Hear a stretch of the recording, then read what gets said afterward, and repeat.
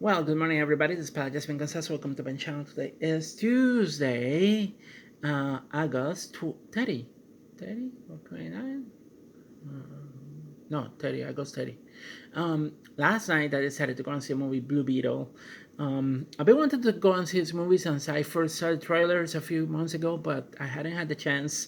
And after losing my job, so that kind of changed, and I've been trying to spend money, but I finally decided to go and see a movie because I didn't want it to pass by and then having to wait till it gets released by DVD or into a streaming service. So I decided to go and see a movie, and I have to admit, I did like the movie. I did enjoy the movie as a person that is Hispanic, mostly because of all the reference to things that I have seen in my personal life.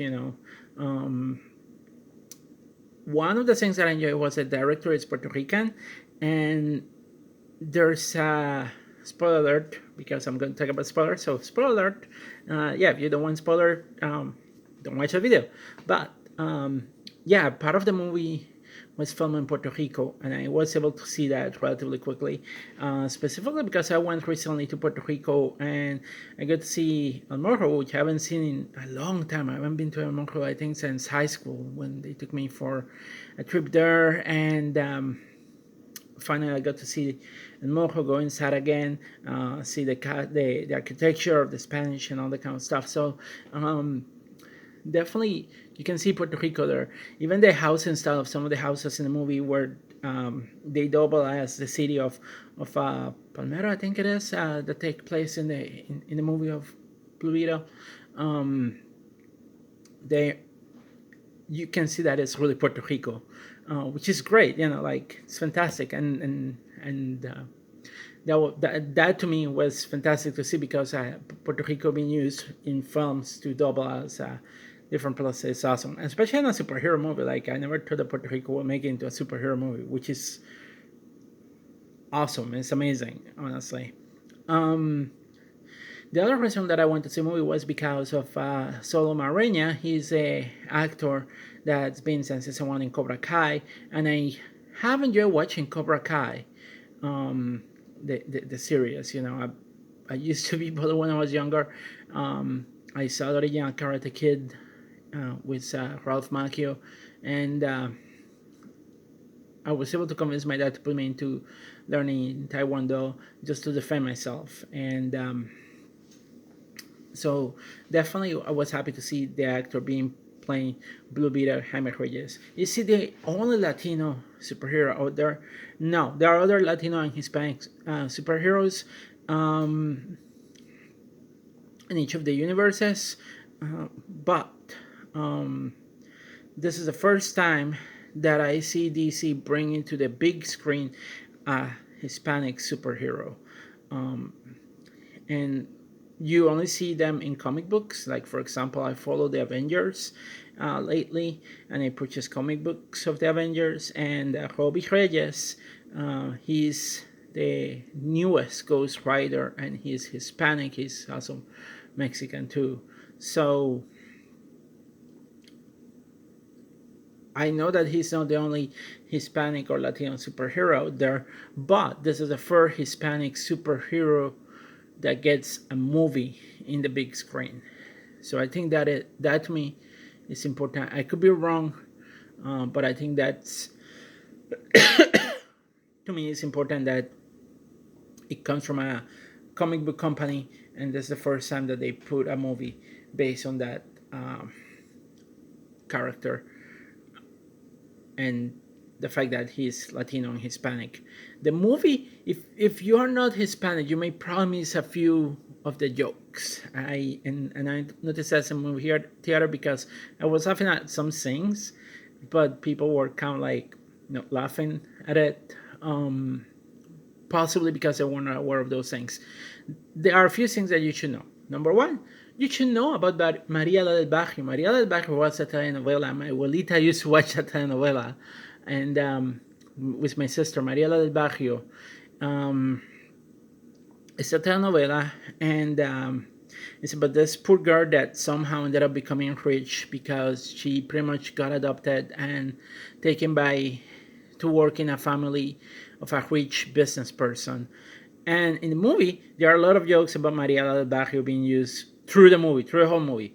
The theme song is played by Thalia, and it goes something Maria del Barrio soy muy chonja, and if you watch the movie, you're going to see that multiple times being played in the movie, especially when Jaime Reyes he's trying to make contact with the daughter of Ted Cord, which she's rich, so she has money, she's influential. He is nobody. So like they are showing that contrast of that happening. They are making fun of the child. The other thing is El Chapulín Colorado. El Chapulín Colorado. I grew up watching that show. Um, it's a show which is pretty much a spoof of superheroes, pretty much, and it's comedy. But it was just interesting because the Chapulín was not somebody that had a lot of superpowers. He will get scared when he had to fight sometimes, but he will find a way to go around that. And he had one weapon that he had was El Chipote Chillon, which is a little hammer, and he also had the La Chicharra Paralizadora, which is a horn that he would blow and will paralyze people. It was that's one of my favorite episodes. Holy crap! And the other uh, thing that he has is like he had the spells that he will be able to turn himself small, like Hank Pym, you know.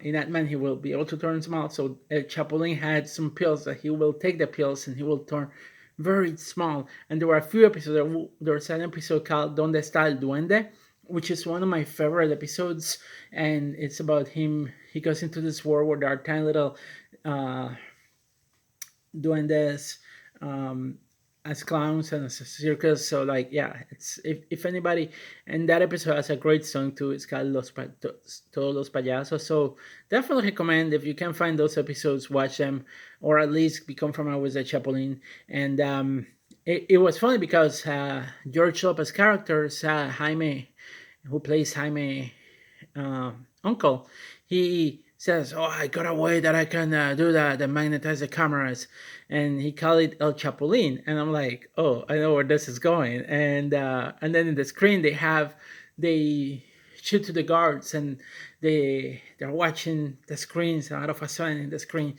they see a stop motion animation of El Chapulín Colorado, and one of the guards is played by a comedian. And I apologize because I forgot the name of the comedian, but the comedian just start the actor there. He just started laughing. Oh, El Chapulín Colorado, and I'm like, holy crap! This is a shootout to that kind of superhero, pretty much making fun of like the fact that they are bug superheroes because the Chapulin is also a bug, so same as the Beetle. So it's quite interesting and funny, hilarious. Other jokes like the use of Vicks Vaporub to wake up Jaime. Yes, I can see that happening. In Hispanic community we use Vicks Vaporub. Like if I get sick, or kind of smell good, I use Vicks Vaporub a little bit. Use of lemon to control nausea. That's something that they. I remember one time I was sick in a bus and I was getting like motion sickness, and one of my friends here smelled the lemon, and I smelled the lemon. It helped me a little bit, but it didn't help me enough. Um, so I had motion sickness when I get in a bus sometimes. But yeah, the movie was great. The writing was great. The comedy was there. I did enjoy the fact that also his uncle, even though he has a college education, he was really smart with computers and hacking into system and technology too. And that to me was really great because I know a lot of people like that in Puerto Rico and in the Hispanic culture, that are really smart, with technology. And so I enjoy that part. And even Jaime being somebody with a degree, that's also true. Like I was one of the first in my family to have a degree, and I know later on, eventually, other of my cousins they finished the college's degree. My dad had in his family he was one of the first ones also to have a college degree. Um, and again, other family members eventually they got college degrees. So the Hispanic community, little by little, have evolved to have kids that have college degree. But again, it also makes proof of how difficult and how expensive it is to get a college education. And I can't relate to that, you know. And even after you finish, it's like, how can you get a job if you don't know anybody? And I'm having that a hard time on that myself too, because not only I'm competing against people that graduated from them universities in here, but also like people that have probably connections of like to people that work in that particular field. I barely have any connections. I come from a humble family in Puerto Rico. Even in Puerto Rico, I don't have connections either, which makes it a little bit difficult to find a job. So I can't relate to the character of Jaime Reyes to an extent. And even though I'm a transgender woman, like I still can't relate to Jaime Reyes, you know. And again, he not wanting to have the powers, but then this, accepting the powers and using for the greater good. That was great, and also he keeping his morals of like not wanting to kill people throughout the movie completely, almost till the end, and then he gets reminded that he shouldn't do it, and so yeah, I definitely was happy to see this movie, and I enjoyed the special effects. I enjoyed watching the movie. I enjoyed the story. I enjoyed the jokes. I enjoyed the acting. Oh my god, the abuelita, the abuelita was one of my favorite characters because my abuelita, like I'm pretty sure that my abuelita, if somebody would have done something to me, she would have defended me. He should have blasted somebody. And my abuelita used to help me too when I was younger. You know, my dad was sometimes way too critical of me, but my abuelita would be like, it's okay. I got your back, you know, you're okay. You know, my abuelita will support me in things that my parents did not support me. And so I definitely enjoy that to see that relationship in there of Jaime and his abuelita. His abuelita watching the telenovela, watching Sábado Gigante, remind me of my own abuelita too. So yeah, definitely brought back some memories from my own abuelita, um, which unfortunately she died in 2010. And so yeah, this movie I definitely will recommend it. It's a great movie. It's if you have the chance, go and see it. You're going to enjoy it. You're going to have a good time, and you're going to have a lot of fun. And now, as a person that like comic books, now I feel interested in trying to see if I can get to find some comic books of Blue Beetle to learn more about the character and about the powers that Blue Beetle has. But it was a great movie, and the visuals were fantastic. And just seeing Puerto Rico play in a superhero movie and double as a different city, that was quite amazing. And I would love to see more Puerto Rico in films and movies. You know, I think Puerto Rico is great for movie locations and sites. So definitely it's something that I want to see. And I also see more movies coming out of like Hispanic and Latino authors in the big screen, just like this movie. That anyway, that's I got for now. Peace, everybody. Stay safe, and I'll see you at the next video blog.